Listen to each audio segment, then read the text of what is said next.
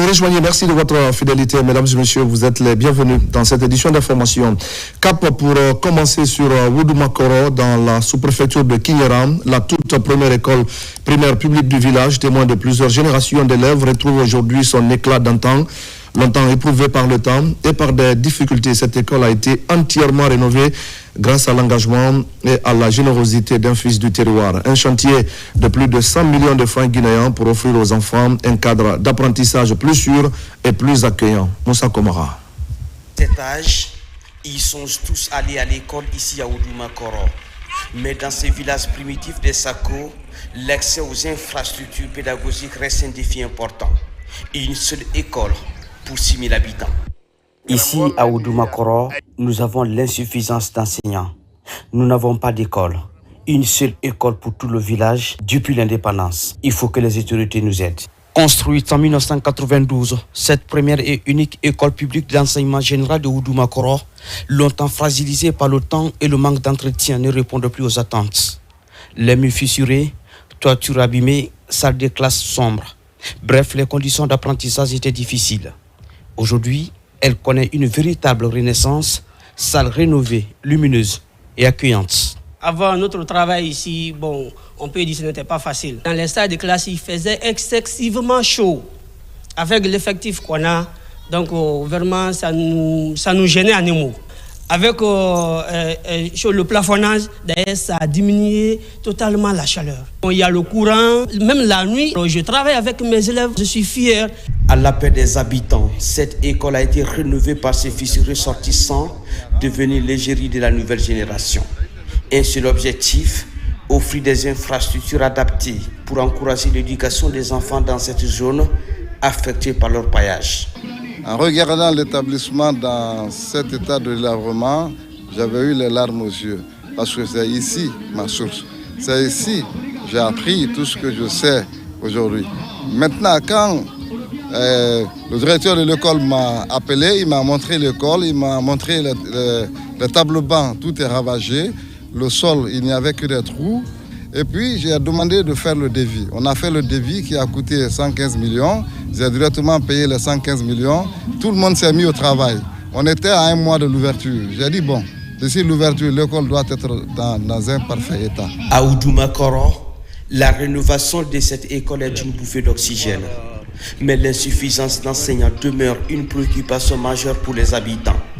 Un seul enseignant titulaire pour plus de 150 élèves, répartis dans 3 classes. Et c'est également une nouvelle page qui s'ouvre pour l'éducation à Tamita, dans la préfecture de Bofa. La pose de la première pierre d'un complexe scolaire moderne marque le lancement d'un projet structurant initié par le ministère de l'enseignement préuniversitaire et de l'alphabétisation, un collège et un lycée moderne pour rapprocher l'école des élèves et améliorer leurs conditions d'études. Younous Atawel Kamara. Bientôt un collège et un lycée moderne dans la sous-préfecture de Tounifili à Bofa. Cette infrastructure scolaire, une fois achevée, pourra résoudre la problématique d'accès à l'enseignement préuniversitaire à laquelle les enfants de la contrée sont confrontés. C'est le secrétaire général du ministère de l'enseignement préuniversitaire et de l'alphabétisation qui procède au lancement officiel des travaux. Le projet est bâti sur une surface de 12 000 m², soit 1,2 hectares. Il est composé de 2 blocs d'études R+2 de 12 salles de classe chacun, dont 24 salles de classe au total, conçues pour optimiser l'espace, la ventilation et l'éclairage naturel. Ensuite, nous avons un bâtiment administratif à rez-de-chaussée, une cantine scolaire, des aires de jeu, dont un terrain de football, un terrain de basketball et un jardin pour les enfants. Ensuite, nous avons des logements pour les encadreurs visant à garantir leur disponibilité et à renforcer l'encadrement scolaire. L'infrastructure de proximité est une aubaine pour nous, car elle viendra résoudre un problème préoccupant pour les autorités des communes rurales de Tounifili, Mankourtan et Doudou.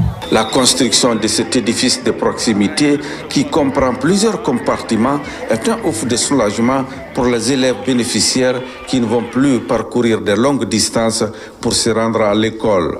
Nos exigences envers la société contractante sont très strictes parce que nous voudrions que les travaux soient réalisés conformément au cahier de charges, aux clauses contractuelles. Donc c'est un défi que nous devons pouvoir assumer avec beaucoup de plénitude. Orienter les enfants vers ce lycée, car c'est ici que se forgera leur avenir. Encouragez-les à viser l'excellence pour intégrer cet établissement d'élite qui n'a pas pareil dans notre région. Au terme de la cérémonie, les responsables de la société contractante se sont engagés également à respecter le délai contractuel qui est de 18 mois. Dans la préfecture de Kissidougou maintenant, un acte de solidarité et de développement a marqué les esprits. Un fils ressortissant de la localité a offert un fourrage à la communauté du quartier Korodou et une enveloppe symbolique aux familles sinistrées du récent incendie survenu au secteur Ferro dans la commune urbaine. Un geste salué par les bénéficiaires et par les autorités locales. Souleymane Kouyaté, Marwan Kamara. Au quartier Korodou, dans la commune urbaine de Kissidougou, c'est une véritable fête qui accueille l'enfant du pays. Après plusieurs années d'absence, ce fils ressortissant ne vient pas les mains vides. Sa priorité, l'accès à l'eau potable dans les localités de la préfecture de Kissidougou pour mettre fin à plusieurs années de calvaire de ces femmes à la recherche de l'eau potable. Je vais très bien dormir parce que ça fait plus de 30 ans nous sommes en train de quémander ou avoir de l'eau. Grâce à M. Sa Komara et notre cher président Mamadi Doumbouya, nous sommes vraiment ravis de ce don. Depuis que j'ai pris service ici à Kissidou, les populations réclament l'eau, réclament plus de courant. Et si aujourd'hui, avec l'aide de Lamine Komara, en un temps record, on a pu trouver un forage pour cette population qui en a vraiment besoin, je ressens un réconfort moral, une satisfaction. Et comme le bonheur n'arrive jamais seul, dans le secteur de Ferro, ce fils ressortissant témoigne encore de sa générosité. Ici, il apporte une enveloppe symbolique aux familles sinistrées de cette localité suite à un incendie qui a ravagé toute une concession. On est venu faire ce qu'on peut faire. Ça ne peut pas remplacer tout ce qu'il y a eu comme perte matérielle. Mais le plus important, c'est d'être à leur côté. C'est un moment très difficile parce que nous avons visité l'intérieur du bâtiment. Il faut le dire, ils ont tout perdu, mais ils n'ont pas perdu l'espoir. Et nous prions que l'après, ça soit encore du bonheur. Vraiment pour cette famille, mais aussi pour la population de Kissidougou. Je suis dépassé de joie par rapport à l'assistance de tous les ressortissants fils de Kissidougou, résidents à Conakry, pour tout ce qu'ils ont fait pour nous. Vraiment, on était dans les problèmes, mais aujourd'hui, grâce à leur soutien, je peux dire Dieu merci. À travers cette double action de générosité, développement et solidarité se conjuguent, tout en rappelant l'importance de l'engagement citoyen pour le bien-être collectif. Et voilà, mesdames et messieurs, c'est la fin de ce journal. Merci à tous de l'avoir suivi. Et je vous retrouve tout à l'heure pour d'autres actualités de la Guinée, notre paradis, terre de richesse et d'innovation.